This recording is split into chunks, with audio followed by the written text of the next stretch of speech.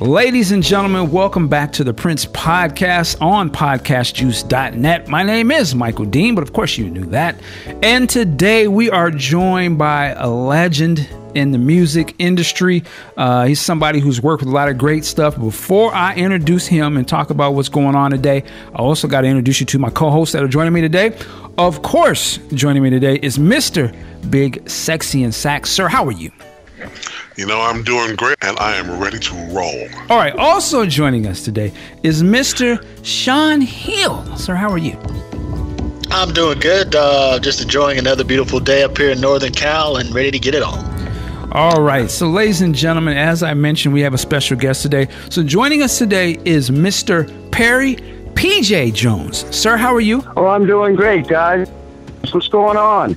Man, we are just here. We're at school today. You are the teacher. Okay. We're having some funk school today, as I like to say. And before we begin, so Perry, I got to tell people who may not know about you. Perry, now you go look his name up on Google. So Google him. So when you do, you're going to see that he has worked with some of the greatest in music, period. And I'm going to throw a few names out there. Little Richard, Patti LaBelle, Herbie Hancock, Dionne Warwick, Jimi Hendrix, Quincy Jones, George Benson, and also, of course, Prince, because that's why we're here. But he may be more known for working with the legendary, one of the greatest groups ever, Earth, Wind, and Fire. Now, for some of you young listeners, you might be like, Earth, Wind, and Fire, I kind of know some. Go ask your moms and them and anyone who really knows music, because I guarantee you, as much as we love to pump up what was popping off today and things of that nature, Earth, Wind, and Fire laid the foundation for a lot of stuff that's happening today. And that music that they created is still relevant and still the jam and still music that you will hear in pop culture today. So to have somebody that's associated with that, I'm from those schools. So for me, I'm like, thank you, Mr. Jones. Sensei. Well, it's my pleasure. It truly is. I was very fortunate to start at a very young age doing teen hops in Iowa. Back in the day, American Bandstand, and it just came on, and we were watching from Des Moines, Iowa, which is the same area that Prince came from, Minnesota. So we were in the Bible Belt, and we didn't know a lot about black music or, just the whole black experience. But for me, watching American Bandstand kicked it off for me, and I started doing all the latest dances. And one guy at the radio station decided that he needed some entertainment when he went to go do these sock hops, and I was the one who did that. And so as a featured dancer, I went on to many years out on the road with him in the state of Iowa. And after I graduated from high school, like most young black folks or black men, I was inducted into the military and went to Vietnam. And I produced my first show in Vietnam for the troops over there. After I came back home, the same gentleman who got me started doing the teen hops had a job for me here in Denver, Colorado as a local promotion man. Well, I would go out to the radio stations and I would promote records. And when the artists came in town, I would take them around for their various interviews. Well, 3 years after that, or a couple of years after that, actually, Warner Brothers decided to go into the R&B black market. And the Jim Brown, who was a big artist for them on the film side of Warner Brothers, directed them to do a national search for their first African-American national promotion director, and I happened to get the job. So that's how all of this started. The first project they gave me was Earth, Wind, and Fire. Now what year? Do you remember when this was? Like what year this was? This was in 1969. Wow. Okay. Wow. I was born in 69. Yeah. I was just getting ready to get started here. Nice. And as I moved to Los Angeles, I met Maurice White, and we sat down, and again, from the Midwest, I didn't know I was really black until I met Maurice, who's from Chicago. Well, he straightened that out real quick. And then we decided to have the same mindset on what kind of music he wanted to do and how he wanted to approach it. And I was able to go out on the road and promote across the country. And at one point, I was able to put a small promotional tour together for the band. And as we came to Colorado, I had a show here in Colorado, promotional show for Earth, Wind, and Fire, the original Earth, Wind, and Fire from Chicago. Well, my opening act was a group called Friends and Lovers, which was Philip Bailey's act that I had already known about when I was the local promotion man here in Denver. So I had him to join the show. And as we went on to do the show that night, I introduced Philip to Maurice. And some months later, probably about 6 months later, we were in Los Angeles, and Maurice said, I had to break up the group. What am I going to do? I said, no problem. Let me spin for Philip Bailey. And I put Philip into Earth, Wind, and Fire, along with Larry Dunn and Andrew Woolfolk. Wow. So you introduced Philip Bailey to Maurice White, and that's how he got into the group? Oh, that's amazing. And that's how he got into the group. That is the group now we know as Earth, Wind, and Fire.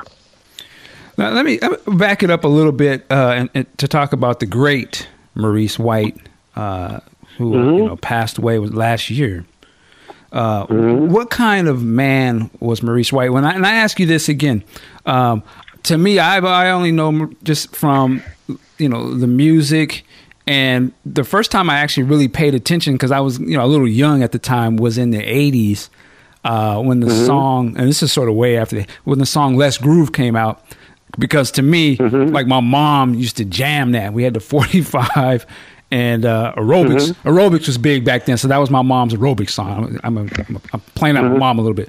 But I remember seeing him, and I was like, you could look at the smile on his face in the video and just like sort of an energy that sort of emoted from him, that he seemed like a special type of dude. So I'm asking you, like, what kind of guy was Maurice White? Very spiritual. Okay. And very knowledgeable. He read a lot.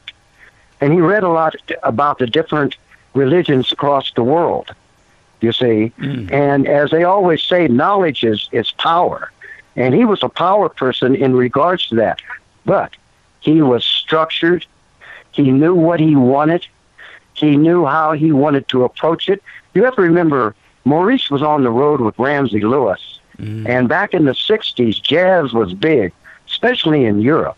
And in fact, the Europeans know more about black music and jazz music than most Americans know. Sadly, you see. Yeah. So that's how we got the Beatle invasion, or the English invasion, as they would call it, with all the groups coming over playing blues. They were playing blues licks, you see. So Maurice grew up in all of that. He was at Chess Records, R&B heaven. That's the whole mecca of R&B, even before Detroit and Motown. Okay. So Maurice had all that knowledge, and what he was able to do was to pass it on to people like myself or to Philip, and we were able to pass it on to the next person and then to the next person. And then his writing was more spiritual. It was about what we could do. Remember, it only had been 7 or 8 years since we were just, being able to vote. Right. I mean, 1965, 67, 68 was all about, the rights to vote. And I mean, this was just part of the whole black movement. Well, his image he wanted to project was different than the original R&B groups that were out there, such as Johnny Taylor or Little Richard or what have you.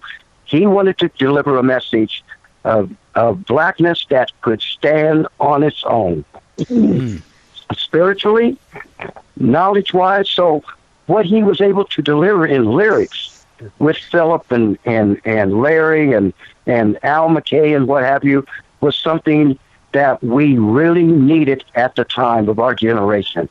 It was like a bridge.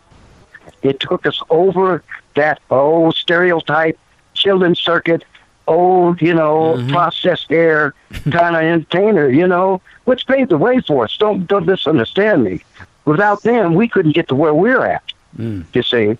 And so that's what Maurice was about. That's that light that you saw him when he would do his videos and what have you. He had a secret knowledge because he stayed in front of us with his knowledge and concepts and the way that he wrote. But speaking of Groove Tonight, that was actually written by one of the girls in the Emotions, Wanda, and her husband. And her husband, Wayne, was the keyboard player for the Brothers Johnson. So they're the ones who wrote Groove Tonight and presented it to Maurice. Wow. Okay. Wow. That's a lot. That's a lot of stuff right there, man. Okay. So now again, when go back to Earth, Wind, and Fire. So you are working with them in the capacity of you are doing promotions. Is that right at this time? I was working for Warner Brothers Records as their national promotion director. Okay. And then after a period of time, I left Warner Brothers and went to work with Maurice directly. Now, can I ask you, because I saw an interview you did or a piece that you wrote about why you left Warner Brothers, and I'm asking you this because, again, of your age and in terms of you've been through a lot and seen through a lot, and, you know, where we're at in America right now where we still have to, you know, stand up for ourselves and different things of that nature. But what happened with Warner Brothers? Because I'm thinking Warner Brothers is huge, you know, a big record company, major label. They're getting into black music. You're one of the first, if not the first, African-American in that job that you're doing there. What makes you leave that job, if you don't mind me asking? Well, no, not at all. In fact, what had happened was that promotional tour I took out on the road, took them out to do, we were only supposed to go to New York, you see, and do the Gaslight Club up there, and then do our publicity for all of New York, you know, television, newsprint, and the whole bit. Well, what had happened was I had already been across the country, and I'd met with all these black disc jockeys, and I come to find out that most of them were on payola. Well, I was not going to start my career as being part of the old black system of payola.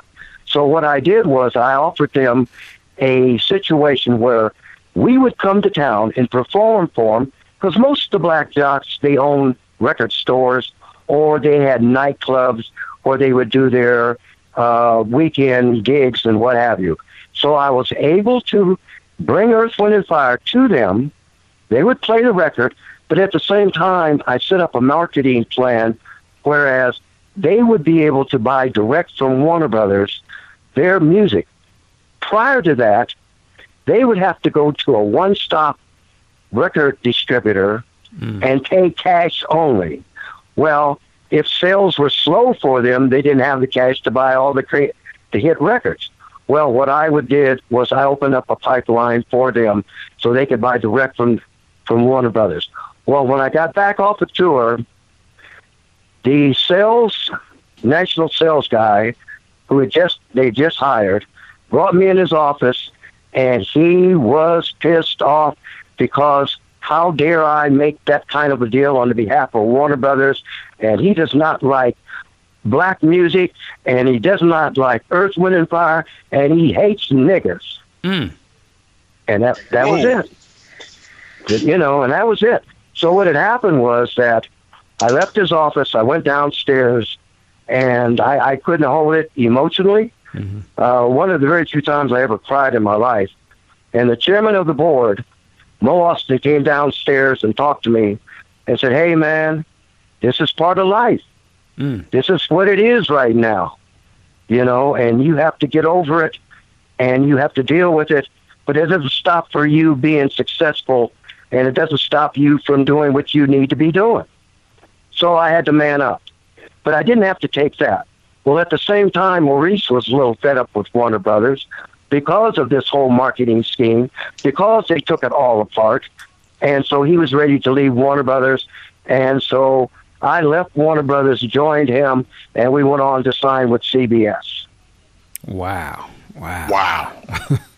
Man, and that's what... And then 7 years later, that's when Mo Ostin, the chairman of the board, called and said, "Perry, I got a problem up in Minneapolis. Right. I need for you to go up there and check on it for me." And he says, "This guy, he's way over his budget.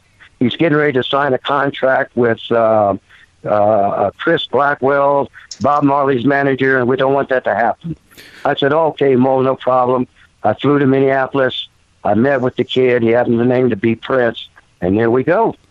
Man, we're off and running. So, and I want to get into that, but real quick, because I just think it's important. So you go on and start to work directly with Maurice White, Earth, Wind, and Fire, and you sort of become like the tour manager, road manager thing. I mean, you go into detail of like just how large of a production that you were in charge of. And this was an international tour, right? You guys went to obviously United States, I think Europe and Asia. And, can you just tell me a little bit? I just think it's important that we hear. I mean, how old were you at this time too? That's another thing.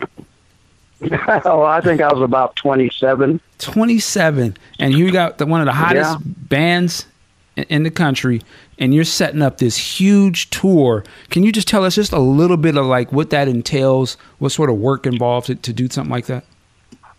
Well, I was with Earth, Wind, and Fire in two parts. I was with them in the early 70s, from like 70 to 72. And then I left Maurice because I was under the impression that I was going to have full management. Well, at the time, he decided that he needed to bring in a flight management company by the name of Cavallo Ruffalo. So I was a little dismayed, and I left, and I came back to Denver, and I opened up a nightclub and started doing concerts, and I did my radio shows and what have you. And I guess while they were out doing their tours in 71 and 72, Maurice wasn't really happy. So I had done a show over here in Denver for him, and it was the first 10,000-seat arena that they sold out, and I was able to deliver that for him. So Maurice asked me to come back and take on this world tour that he was getting ready to embark on. That's the Way of the World tour. And at the time, my responsibility was for 16 band members, another 38 to 60 crew members, and 2 planes, the Learjet, prop jet, and 11 tractor trailers. And when I worked for Maurice, I worked in many different capacities. I was in the studio as a production manager. I was a tour manager, a road manager. I was a promoter, a concert promoter. I was a record promoter. So I wore many different hats. But in my early days, when this gentleman I worked for here in Denver, at the distributed level, the local distributor, asked me what I wanted to be. And I told him I want to be a record man. And so that's what he said I would have to be, a total record man. So, saying all of that, those are just some of the hats that I wore when I would work with either Earth, Wind, and Fire or Sly Stone or Prince or whoever the case may be. Wow, you work with Sly too? Oh, yeah. Yeah. Me and Sly is really good friends. I'm There's dying a real story about that. I can't tell you that story. I can tell you that when I put Little Richard and Sly together one night, about 4 a.m, Sly got pissed off, kicked us out of his house, and we had to walk all the way 2 miles down the hill because we were in Bel Air, down to the limo. And that's just how crazy that night got. You can only imagine. Yes. Sly and Little Richard. Wow. Okay.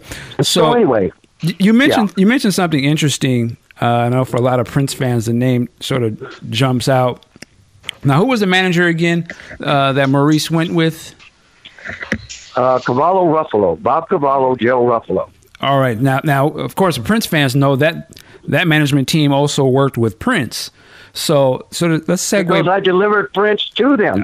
So let's get into that. So Mo Ostin, legendary record guy, right? He reaches back out to you, and you said, yes, he does. He said, I have this situation. He said you have a problem in Minneapolis. What was the problem? Again, just to reiterate. Well, what had happened was Prince's first manager, Owen Husney, did a great job to get him a record deal and what have you. But Soft and Wet was overproduced, and they went way over budget. And Prince wasn't happy with the outcome of, I guess, his management, so he wanted out.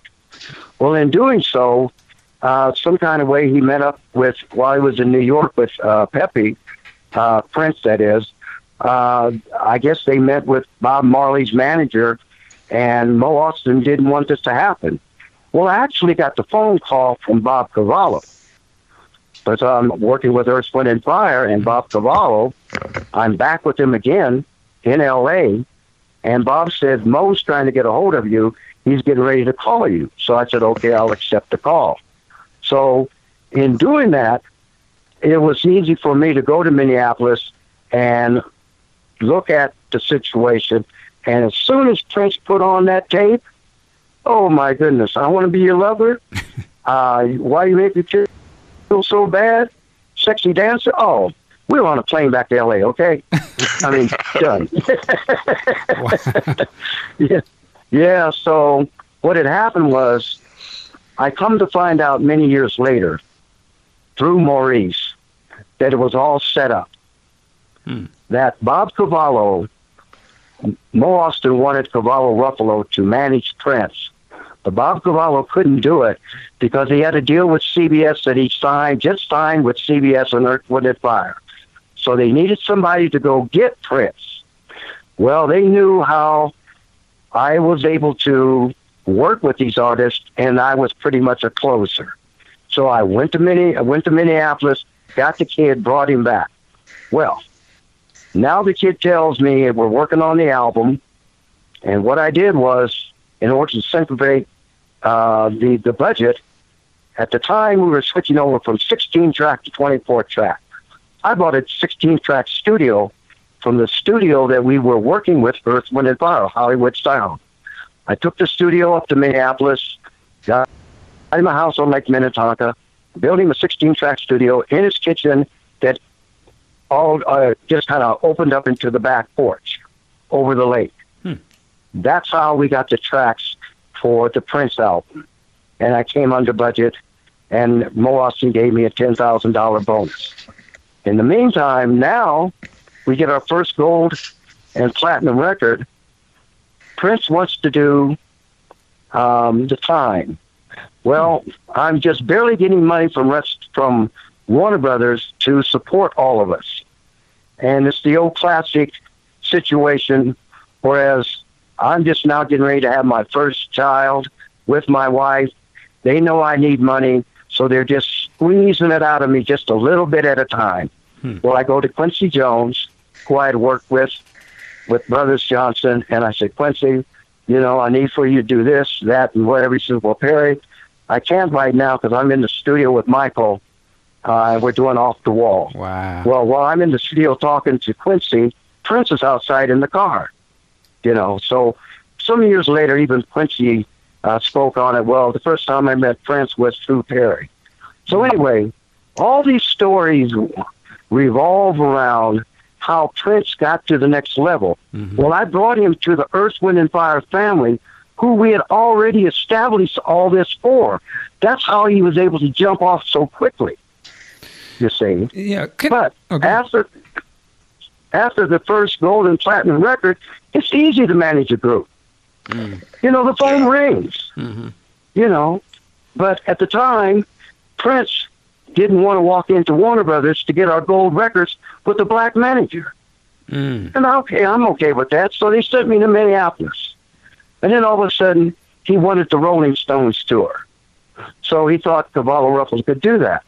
Well, since I wasn't able to get the money from Quincy, I had to get the money from Cavallo Ruffalo, and I had to start giving up some of my points, my management points. And they wouldn't stop taking my management points.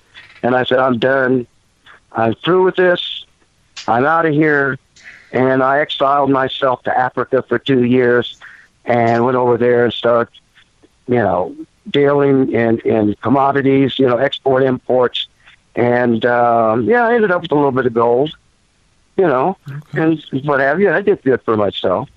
But that's the story about Prince. When you first met Prince, how was he? I see somewhere you said it seemed like he had some problems with his family structure. Can you elaborate on that?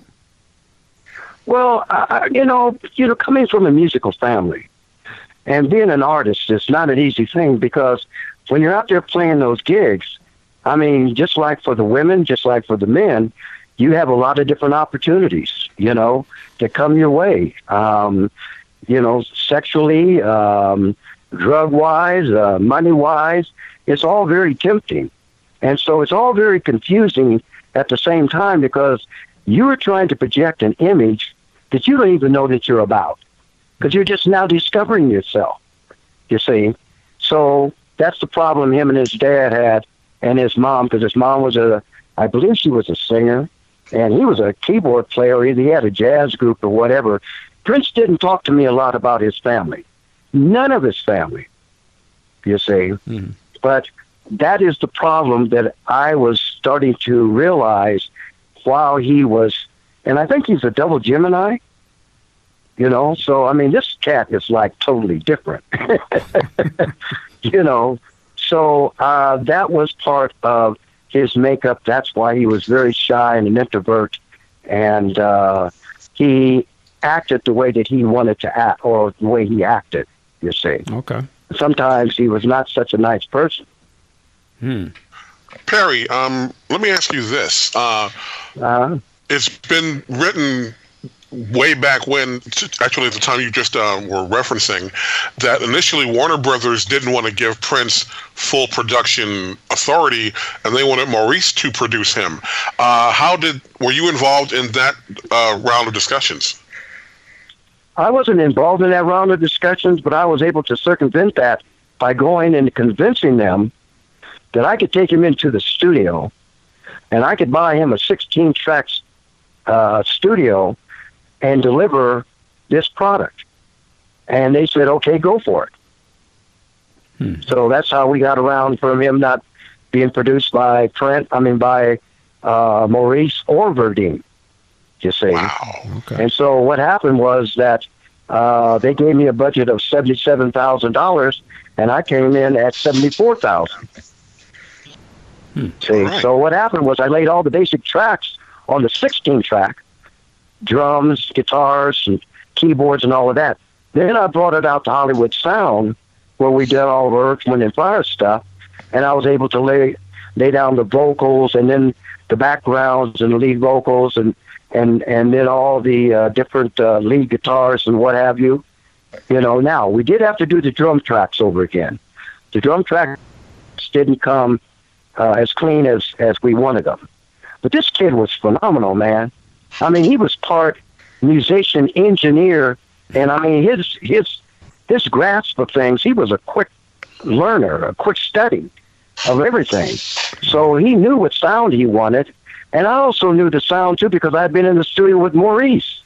And Maurice, being a drummer, I knew it was all about the drums and the bass, you see. Okay. So a lot of the things that I was able to share with Prince came from what I learned from Maurice. And one of the things was, syncopation, simplicity, not overdoing the tracks. You see what I'm saying? Mm-hmm. And with that, we got, I Want to Be Your Lover. All we got was yank, yank, yank, yank, yank, cut right through that 16 track. Nice. Do you remember? And then, with him. Go ahead. I'm sorry. Go ahead. No, I'm saying, go ahead. Was there any other musicians that came along with him? Did Andre Simone, I don't know if you're familiar with him, did he come out there? I brought Andre out. We all rehearsed with Dickerson, Dez Dickerson, Andre, Bobby Z, the little keyboard player, I forget what his name is. But those are all the people that he grew up with in this music in Minneapolis, you see. And so it was supposed to be actually a partnership between Prince and Andre Simone, you see. But Prince was about Prince. And I can say this about Prince. He knew what he didn't want. Okay? So most people know what they want. He knew what he didn't want. And that's why he was able to elevate himself so quickly. Although he was, childhood friends with and lived with Andre and his family, he was on a mission. And rightfully so. He delivered. I mean, he delivered every ounce of it, man. I mean, this cat, when I saw him at the Super Bowl doing Purple Rain, tears came to my eyes. Now, I'd have been away from him about 7 or 8 years, and tears came to my eyes because that was truly a magical musical moment. Yeah. You know, that was orchestrated by the gods, man. You know, and you can't get any better or greater than that. You can put the Beatles, you can put whoever you want in any of their performances, and Prince's Purple Rain performance was right there at the top. You know. Let me ask you this. Unbelievable kid, man. Yeah, being that you worked with him really early on, and then, of course, you know, he goes on and has many milestones in his career. But even at that point, did you have an inkling to know, like, wow, this guy could end up being one of the greatest, in the game? Could you see any of that at that early time? I saw all of that, and that's why I was so heartbroken that I lost him to the larger management company. You know, but the idea of, did I get a chance to experience all that with him? No, I didn't. But sometimes we're only put here for the mission that we're assigned to. And my mission was to deliver him to Los Angeles, to Warner Brothers, Bob Cavallo, Joe Ruffalo, and let this kid be who he was going to be. Right. And that was my mission. Okay. Same way with Earth, Wind, and Fire. You know? So a lot of kids out there that are looking to have a moment in the music business, you may only have a moment. It's not guaranteed that you're going to be able to endure this long, long trail. You know, and it's very hard. And there's a lot of setbacks. There's a lot of heartbreak, you know, and if you're not strong, they keep talking about the Sharks. Boy, they got some sharks out in L.A. Yeah. To swim with them, boy, you got to be a little bit of a shark yourself. Okay, say that. Wow, right on. I also got to ask you about this. You were there for the photo shoot for the second album. Is that right, with Prince? Yes, I did the photo shoot. Talk to us a little bit about that, because the front cover is an iconic picture of him, but it is the back cover, the inside. He's like on a horse with yes, and he looked like he's naked. I was trying to understand what was going on with that, but how did all that come about? Well, I sit down and I asked him. I said, "Man, what kind of image do you want to project?" And he says, "I want to be someone that nobody knows who I am." And I said, "What do you mean by that?" He says, I don't want him to know whether I'm straight, whether I'm gay, or what. I want to be stripped all the way down. I said, okay. I said, well, what do you want as an album cover? He said, I want the front of the album cover, just me, a big picture of me. And the back of it, me on a white horse on Pegasus, flying. I said, okay. Remember now, I'm traditional, and this is all new concept in Earth, Wind & Fire's album covers, most of the photo shoots we do. And so I said, okay. Well, at the time, my partner, Tony, his brother was a beautician, an hairstylist. So immediately we went to work on his hair, because he needed some work on his hair. And we got the hair right, and we shot the front of the cover, and we were looking at it, and I was going like, man, I don't think the art department at Warner Brothers is going to accept this. Well, at the same time, I got a hold of the artist development part of Warner Brothers, and I said, the kid wants to be on a white horse, and along with the art department, and he wants wings like Pegasus. So them being into the movie business, they have all of these different ranches. Remember, they were big Western movies that they did. So we went out to one of their ranches, and we found the white horse. I picked the right horse, and we went ahead, and he said he wanted to do it nude. I said, well, man, I can't have everybody to leave that's around here, and you want to do it nude. So I had my cousin Tony to go get a package of DVDs the little white ones. And so with that, I got with the makeup artist, and I took part of their makeup that is skin toned, close to his color, and I just tapped it all over the underwear, put him in the underwear, threw him on the horse, and we got the pictures, and then we got those back to Warner Brothers, and then they went ahead and put on the wings, and there it was. Wow. We did not understand how magic is supposed to be made, but between that album cover and the music inside, we were able to give Prince his first gold and platinum album and gold single. Wow, wow, wow. Congratulations on that. Woo, that's he was on that one I did not know. Yeah. Prince was a visionary. I mean, because, man, I wouldn't have Absolutely. thought. Yeah, I mean, that's just incredible. Absolutely. Yeah. And so he played that role between gay and straight his whole career. Mm-hmm. You know, until of all the stories start coming about what kind of a, womanizer he truly was, But then there's another story about him and I, and me explaining to him about women and life. Oh, please. I can't tell you that one. That's the game right there. He said the game is sold, not sold. We'll talk off camera. But at one point, him and I were like, I was his big brother until the management company stepped in and started, spreading whatever they were going to do to oust me or what have you. But I don't feel bad about it. I don't feel any remorse or anything like that. Mm-hmm. I think, for me, it was an honor to be able to work with Earth, Wind and Fire and Prince, right, all in the same breath. I mean, really. Yeah, it's amazing. Yeah, go ahead. I'm sorry. No, I was saying it's amazing because, for those, you were on the Gratitude album or tour. Like, I see your name right there, track number 1. It's an introduction by MC Perry Jones. Excuse me. I mean, you were immortalized on their stuff. Man, so I just wanted to ask you, in terms of the legacy of not only Prince but of Maurice White. Both of them in the same year, sort of moving on. What can you speak to us? Sort of what do both of them mean to not only black music but just music in general? Like, what should we remember about these guys?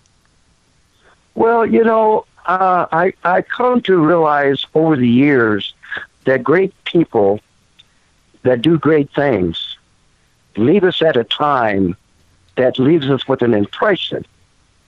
And they've left an impression on us. Just look at Bruno Mars. Yes. Bruno Mars is the same makeup as of Prince. Prince was the same makeup of James Brown. Mm-hmm.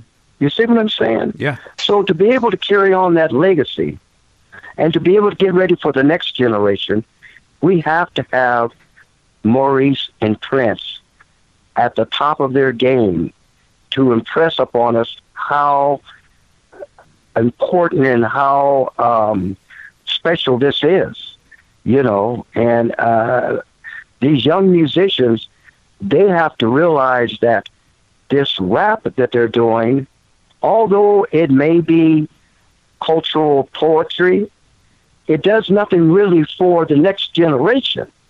Now all these guys are in their 50s.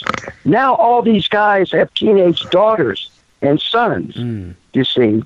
And what have they done for the legacy other than to hold up their nuts with their hands? So musically, culturally, yes, we accept it as a new form of music. But to carry on, we need the Bruno Mars, Justin Timberlake. Look at some of the artists that are they're taking on the charts. They're delivering lyrics. They're getting back to that emotion that's deep inside of us that says that we're spiritually and we're, got some good in us and we want to do good for the next person. That's what we're missing.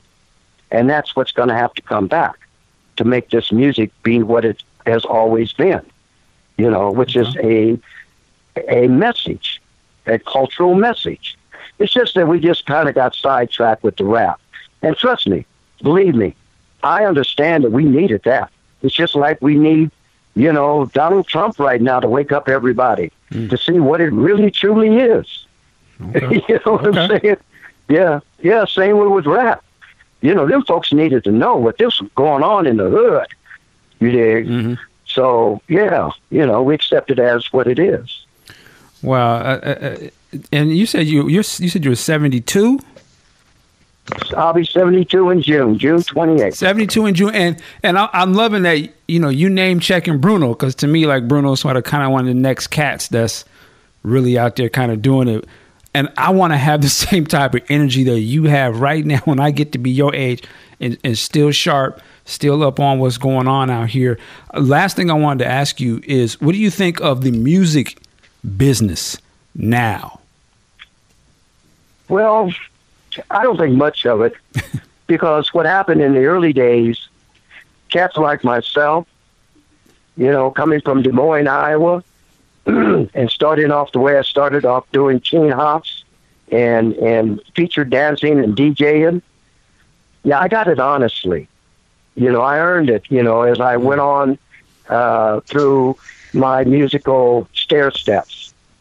Now, the record companies, they have their nephews, their sons in these various positions, and they know nothing about music. Music is raw.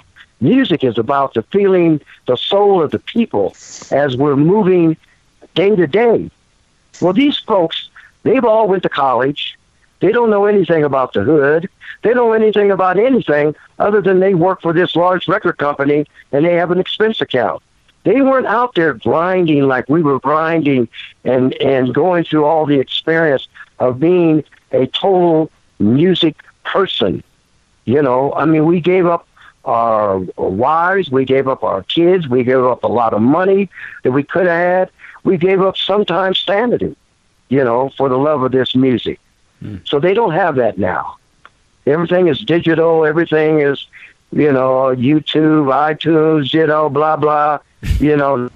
There's no real character to how to break an artist. It's easy to break an artist now. Just slap them on YouTube and see if it works. If it doesn't, get another one up there, But to go out there and really grind and promote and go through all the shortcomings and really build an act, and an act build themselves. Right. They've lost all of that, man. That'll never happen again. Yeah, that's, the way you just described it. I mean, and I think of Prince. It's like he didn't just, again, he's immensely talented out the gate, but he didn't come out the gate as the Prince that we know, right? Like, it took time to sort of build up to that point, and there was the successes and not so much successes, but it was, like you said, that grind work, the fine tuning of his image and package and of musicianship to get him to the level of, even when you jump to Purple Rain, you couldn't just come out Purple Rain. You had to go through all the other albums and looks and get out on the road. That's right. So yeah, it's tough to try and do that now, because, like you said, it's all about corporations and, hey, I got a bottom line, I got shareholders. Is that album a hit today? If it ain't, bring in the next one. Yeah. Yeah. So if that's the next generation, that's next generation, and they'll have to figure that out too. But it's to be told that little cats like, Bruno Mars is smoking it. He's out there on the stage smoking along with his music, you see. And that's why all of a sudden, he's got a fan base from 8 to 80. Yeah. You know what I'm saying? Yeah. So, because a lot of my friends still go out and go see Bruno Mars. That's all they talk about when he comes to town. I'm going to go see Bruno Mars, and I'm taking my granddaughter. Nice. But they're not really concerned about taking a grandma. They're going out there to go see him. They like that live entertainment, man. Right. And that dancing and that working it, but just to hop around on the stage and, oh, Lord have mercy. Hilarious. Well, all right. Mr. They call you PJ? Is that what they call you? PJ, and please do. PJ. All right. PJ, so we're going to wrap things up, but I want to make make sure people know. Now you have you're working on a book, is that right? I'm working on a book and a documentary. We're at just the early stages. Okay. I will let everybody know how we're progressing over this next 4 or 5 months, but I hope to be able to deliver something that the music business will be able to put it into their archives and young folks will be able to learn from. Yeah, well, we need it, man. We definitely want to continue to learn, and again, that's how we can be great. Is that we can look back and see how Maurice White and them did it, and the trials, tribulations they went through, so we can learn from that, and Prince as well. Is there a way for our listeners to reach you online if they want to follow you or something of that nature? Yeah, I'm on Facebook. Okay. And that's about it. I haven't really went all high tech with you guys. I'm trying to keep up with my son Prince, who helps me a lot. Wait. So, what's your son's name? His name is Prince. Wow. Like the artist Prince. But here's another little one here. I had mentioned that they kind of had me in a bind here because we were getting ready to have our oldest son, Quentin, and he was born March 28th in Santa Monica Hospital, and Prince was at the hospital when he was born. Wow. That's crazy. Yeah. So, this family thing that we had at one time was very close and very tight. Okay. But again, powers to be, they know how to put that separation and that wedge in between folks, and there's nothing that you can, actually do, but just go ahead and accept what's ever going to be is what it's going to be. Right. But yeah, I do have a son by the name of Prince, and my oldest son, he was there. Prince was there at the hospital when he was born.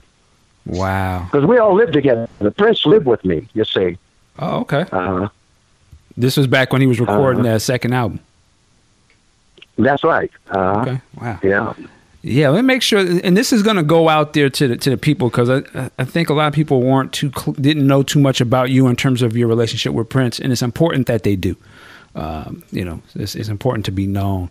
So, Mr. PJ, man, I thank you so much for coming on, man, and sharing your story and wisdom.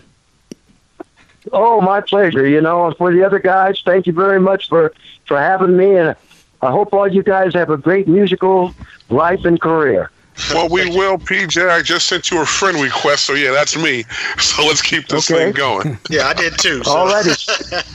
All right, PJ. We'll talk to you later. This, all right. All right. Thank you, sir.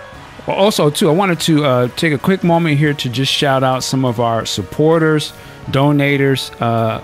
One, definitely the people of Paisley Park. Shout out to Lori. She donated a great donation this week. And also to Rebecca in Germany.